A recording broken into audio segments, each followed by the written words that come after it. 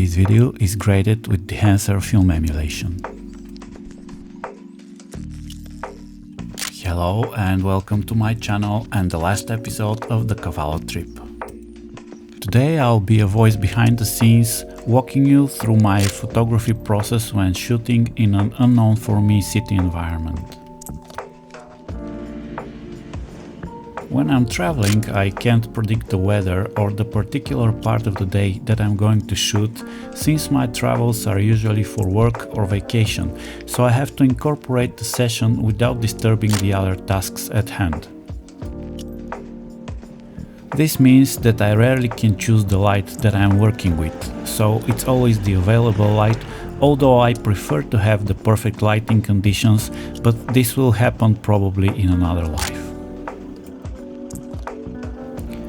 Most of the time I find interesting subjects, but the light is not that good, and the other way around. In a perfect lighting conditions there is nothing interesting around me, but I guess this is just part of the trip photography.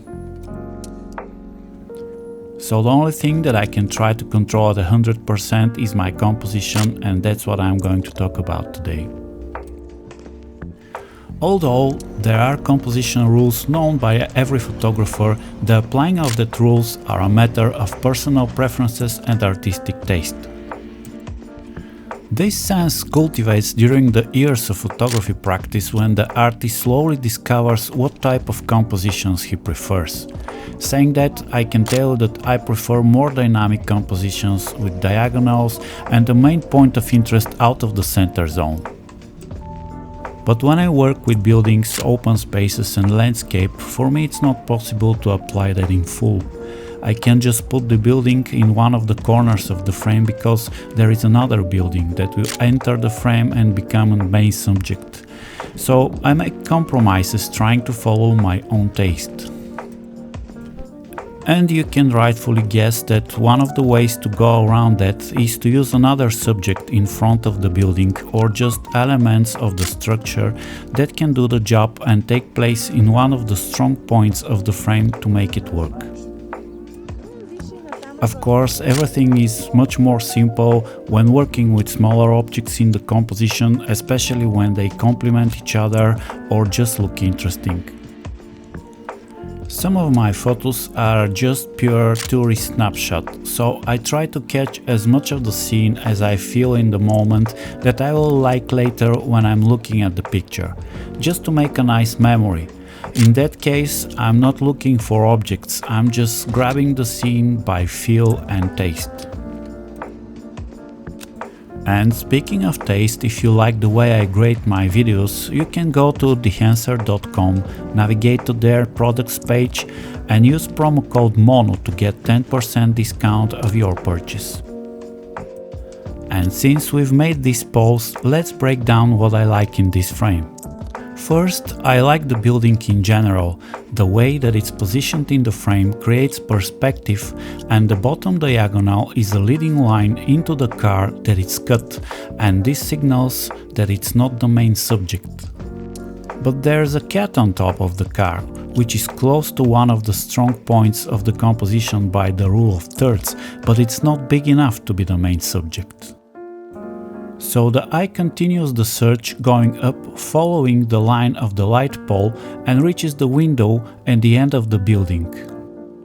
From there it goes along the rooftop elements, and then it's blocked by the tree. The tree creates layers, but it's clearly not the main subject, so the eye naturally lands on the three windows, which are the brightest part of the structure due to the strong graphic window frames and the reflection in the glass. The cut tree and the cut car complement each other and hold the logical diagonal, and are blending as color spots nicely into the whole composition without distracting the eye. As you can see, the light is nothing spectacular, but because it was late sunset and the start of the blue hour, the indoor lights of the venue were strong enough to balance with the outside light and gave the space a structure. Otherwise, this was going to be just a black spot and it was not going to be pleasant for the eye. And these are the main things that I like in this picture. I share them as a reference for you and by no means as some artistic guidelines or learning materials. This is just a tourist photo with nice features. So let's move on.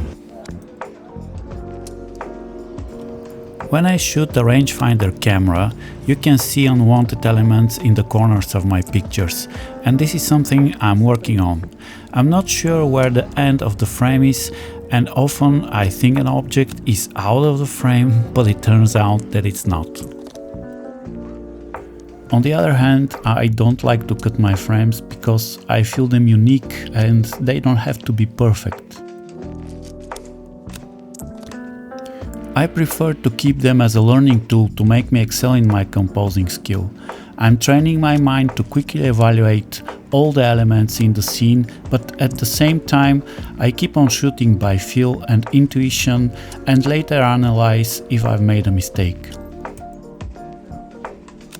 Also, I love the natural black frame shaped by the camera, and it's almost sacrilegious for me to cut it.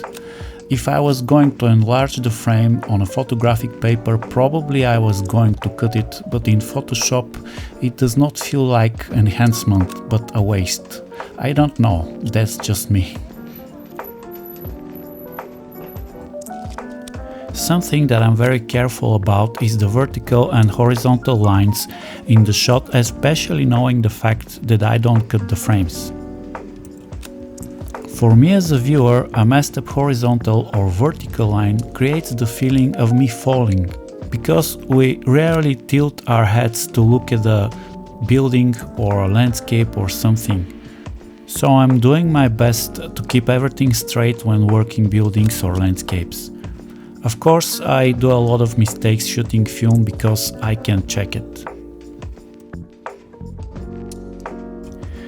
When I'm pointing my camera up in attempt to catch taller buildings, the geometrical mess is inevitable, and in most cases I regret that kind of shots because they don't do justice to the subject.